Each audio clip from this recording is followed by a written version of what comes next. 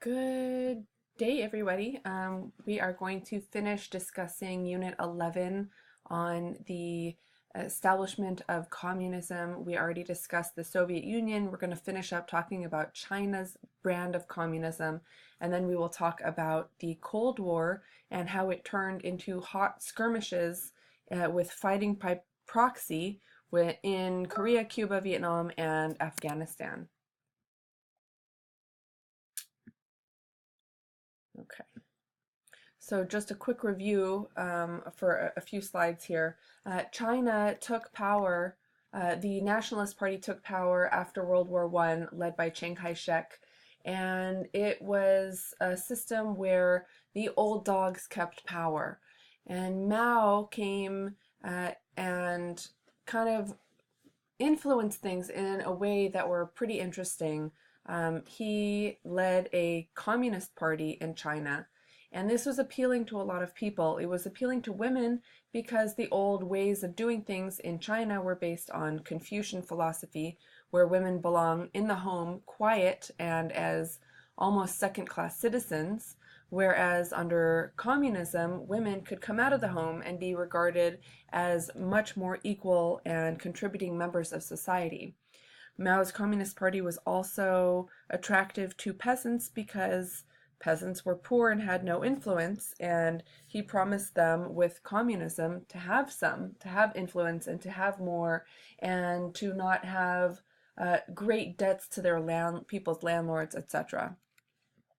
After World War II, it was clear that Mao would become the leader because his Communist Party fought the Japanese, whereas the Nationalist Party did not, and because of those other reasons in regard to appealing to women and peasants. Okay, so Mao attempted to make things more efficient with large-scale projects during what is called the Great Leap Forward. Unfortunately, he saw that things were not working as well as he wanted to, so he changed things back to small-scale collective work living experiences where people should be self-reliant and still part of the communist bloc. And this chaos led to massive starvation. There was, oh, what has happening here? The farmers were supposed to work on steel rather than on their own farms, rather than 80% of the population creating rice and other foodstuffs. Almost everybody went to go work in steel because they wanted to become the most powerful steel manufacturers in the world, and that led to millions and millions of people starving to death.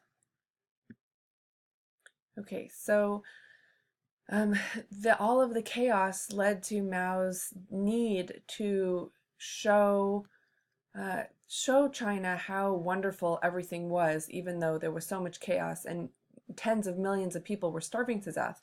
So he created an amazing propaganda campaign, which really tried to influence the people and really did influence many of the people. And that's partly because of the extraordinary censorship that was involved as well. If any opposing views popped up, they were quickly squashed. This clip shows part of that propaganda campaign. Video is a link on the PowerPoint, and it's through our Easy Proxy through our library if you want to access it. China, 1966. The Cultural Revolution has begun, and Chairman Mao is preparing to seize back power from his political rivals. Madame Mao is made artist advisor to the Army of the People, and she begins to create live and filmed Maoist propaganda masterpieces. For her, this was a return to her theatrical career. The audiences that she had acted before in Shanghai were replaced by the crowds that she addressed as a politician. With the momentum from Madame Mao's propaganda attacks, Mao is able to summon the army he will need to tear down the party bosses like Deng Xiaoping, whom he mistrusts. Mao means everything to me. Mao was our universe, our God. And there was nothing else but to follow him. I was taught to write Long Live Chairman Mao before I was taught to write my own name.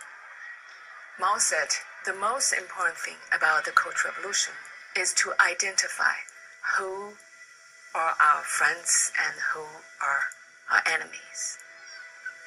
According to Chairman Mao's philosophy, the enemy is the landlord, the rich farmer, the intellectual, the bureaucrat, and of course, the West. For Mao, that enemy also included the old Communist Party of China that he himself had built, but was no longer in charge of. Okay, let's watch this next clip. At the beginning of the Cultural Revolution, Chairman Mao went to Tiananmen Square 8 times and received 11 million Red Guards.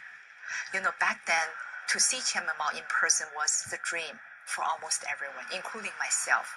Chairman Mao allowed the Red Guards to travel around the country for free to lead revolutionary fire. So millions of them went to Beijing by train, by bus, even walk for months, and waited at the Tiananmen Square for days. When finally Chairman Mao showed up, they were so excited. It was a dream coming true. The Red Guard is not just devoted to spreading the word about the revolution. They are trained fighters and expected to participate in combat if necessary. Before the Cultural Revolution is over, there will be deaths, perhaps as many as 1 million. I will have a target with the American soldier's helmet on it, and every morning in the dark, like 4 o'clock, I'll get up with leaders from other school, and the military instructor will coach us. And with this gun, with a bayonet on it, and go sha, sha. You have to envision. You have to go sha, and make sure you see the intestines fall out. If you don't, he's gonna do that to you. Today, I'm happily married to a former U.S. Marine, a Vietnam veteran, an English teacher. The day when we got married, he said, I hope I don't have flashbacks. And I said, I hope I don't have flashbacks.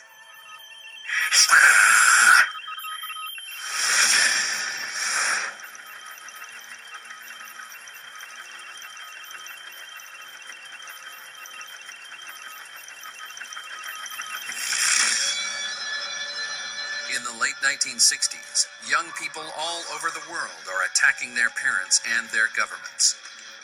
Only here in China has the father of the country realized that his government can use the anger of young people. The demonstrations, the Red Guards, the destroying of their old culture, the harassment of people, the elimination of their leadership class. Vicious times in China. The world is turned upside down. August 1966. Mao has unleashed the Red Guards, the young people who will destroy Chinese culture, humiliate and torture intellectuals and landowners, and fall into depraved behavior ranging from beating their own parents to the mass slaughter of political opponents. The firestorm has begun. What a trip to live in China at this time. Very similar to what the power that Hitler had with his Hitler Youth. And remember, in the 1960s in America, we have the civil rights movement, and there is also a hippie peace movement against the Vietnam War.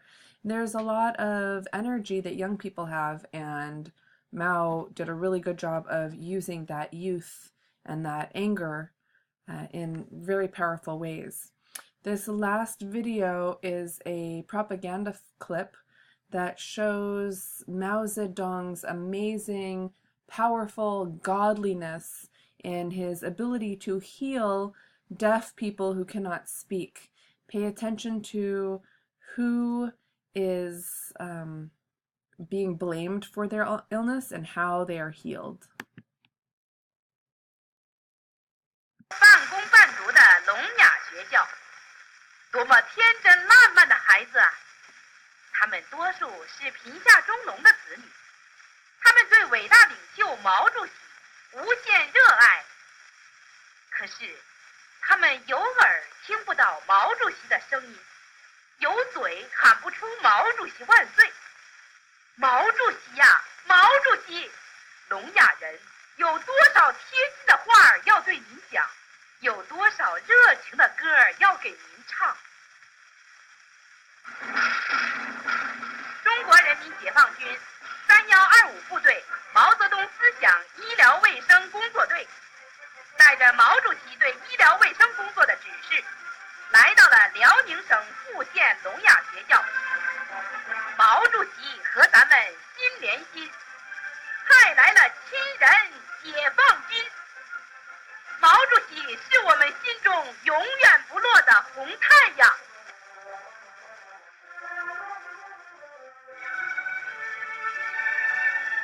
是谁使他们变成了聋哑人？是叛徒、内奸、公贼刘少奇，是城市老爷卫生部，是那些资产阶级的反动医学权威，把聋哑说成是不治之症。要使聋哑人讲话，除非铁树开花。孩子们的发声器官都很正常，为什么他们不能讲话呢？医疗队带着治疗中的问题，反复学习毛主席的光辉著作《实践论》和《矛盾论》。他们分析聋和哑到底哪个是主要矛盾。从调查中发现，多数学生是在2、3岁时因病引起的聋哑。他们认为聋是主要矛盾，哑是聋引起的。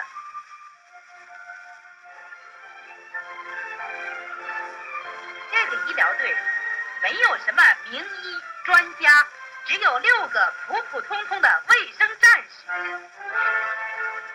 全队同志经过反复实验，终于发现了治疗耳聋的新穴位，找到了治疗聋哑的新路。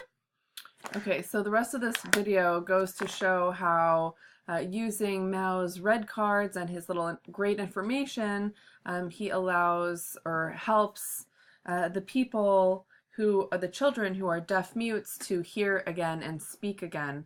And it is regular Communist Party leaders who come down who are not medically trained, who somehow figure out how to cure these people. This is one example of a propaganda video that was showed in China to convince the people how powerful and amazing and godly and wonderful Mao was. People really, really believed that this was true.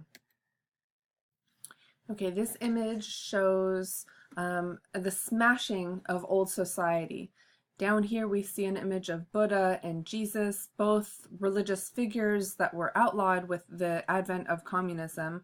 We also see things like dice and Western records, or any music, but probably Western music. And all of these things are vices. These are unnecessary West culture that needs to be smashed. And in the background we see perhaps a communist parade of some sort. We have the Star of China. It's the red color, very symbolic of Chinese power, and this huge figure looming over is going to smash all of these old, or not old, but all of these Western things. And rather than going back to old Confucian ways and old society, old ancient culture, we have a new communist agenda here that is being pushed forward, and all of the people are joining in. Everybody is part of this, and everybody's excited to be part of this communist way. And this image is the perfect, idyllic little village that it reminds me in a lot of ways of Hitler's drawings of what he considered a perfect German Aryan village. We have smokestacks and manufacturing. We have perfectly manufactured goods. The granaries are filled. The fields are colored and covered in so much abundant food. A beautiful dam. And down here in the village, we have every group of people doing what they need to do to support the system. A few ironic images are the VW bus and the Ford truck, both American and German made, which are capitalists in this communist